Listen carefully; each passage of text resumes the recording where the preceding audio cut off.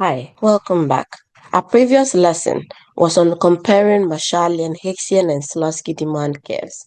Today we'll be moving on to compensating and equivalent variation. We know from our previous lessons that when the price of a good increases, the consumer is made worse off, lowering him from a higher indifference curve to a lower one.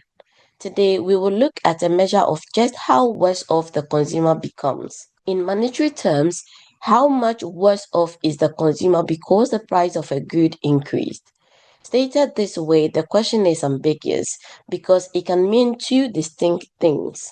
The first thing has to do with compensating variation. After the price of a good increases, how much will a consumer need to bring him back to his original level of utility? Now, the idea here is to find the exact amount of money that the individual will need to compensate him for the increase in the price. This measure of welfare laws is called compensating variation of a price change. So, compensating variation is the amount of money by which an individual will need to be compensated for a price change to remain at its initial level of utility. The second thing is, given the individual's bundle before the change in price, how much money would you have to take away from that individual to reduce his welfare as much as the price increase does? The idea here is to find an income reduction that is equivalent to the price change. This measure of welfare loss is called equivalent variation of a price change. Equivalent variation is the change in income that is equivalent in its effect on utility to a change in the price of a commodity. Now that we have a general idea of what compensating and equivalent variation are, let's look at a graphical representation of these two phenomena, starting from compensating variation. Now let's consider a consumer named George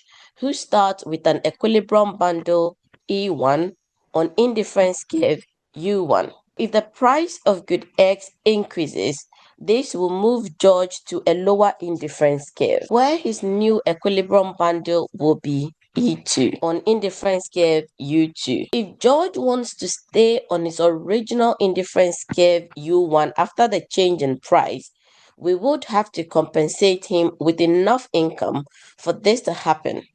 Now, we have mentioned in our previous lessons that the vertical distance C here between budget constraint B2 and BC is the amount of money needed to restore George to his initial utility despite the change in price.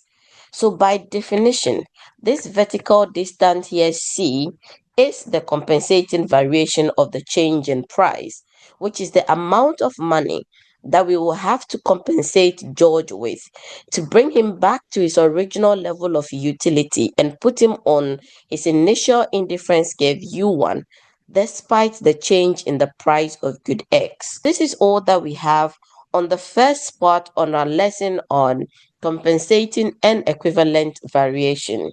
Our next lesson will be on the second part. If you enjoyed today's lesson, consider subscribing.